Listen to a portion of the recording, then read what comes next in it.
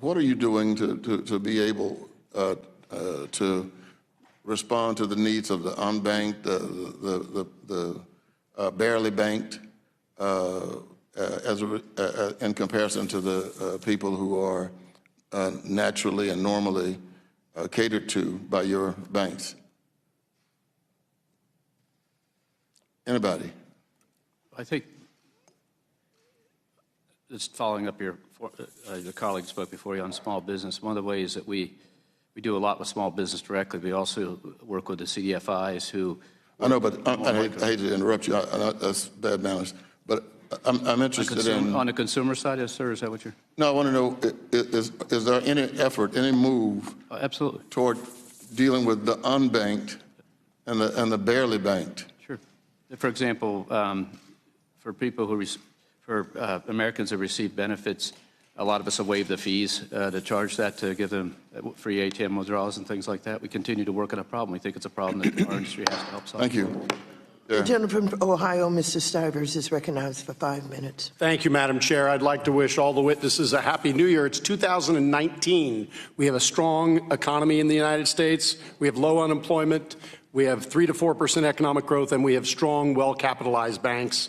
So rather than relitigating the Dodd-Frank Act, I'd like to talk about the pressing financial issues and financial challenges and current issues of today. My first question, and I'd like to go down the line, and if you could each be brief, for each of you is, what do you think the biggest risk to our financial system is today?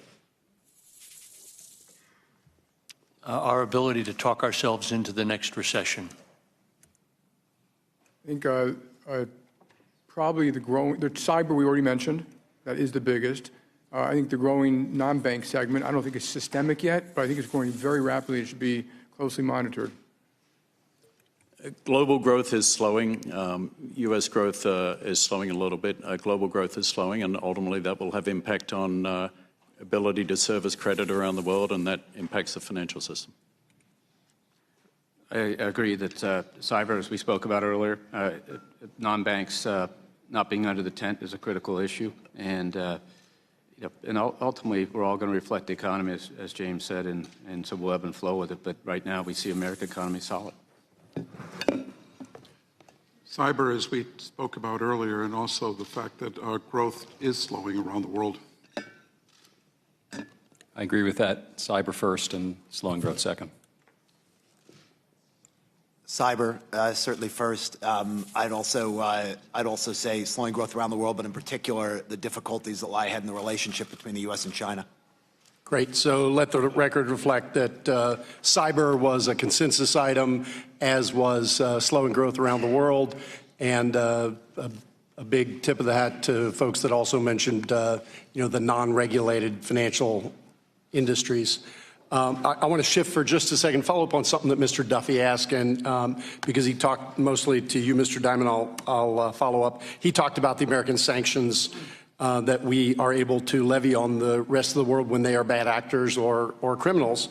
And we had Secretary Mnuchin in here yesterday. He spoke to the fact that the importance of the dollar and the large financial institutions we have are critical to our ability to enforce our sanctions. Mr. Diamond, you already spoke to the fact that your large customers, if you didn't bank them, would be banked by foreign national banks.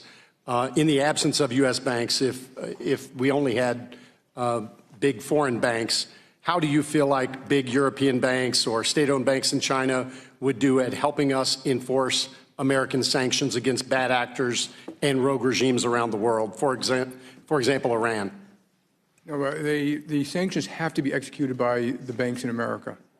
And it's because we move all that money and because we do exactly what the OFAC and Treasury, and they tell us what to do, but we have to execute it. The second thing is you have to have a reserve currency. So the strength of America plus the strength of the banking system, the reason you can effectuate sanctions. So would all of you agree that having large financial institutions is good for America's national security? Can you just raise your hand if you agree with that statement? Let the record reflect that everyone raised their hand.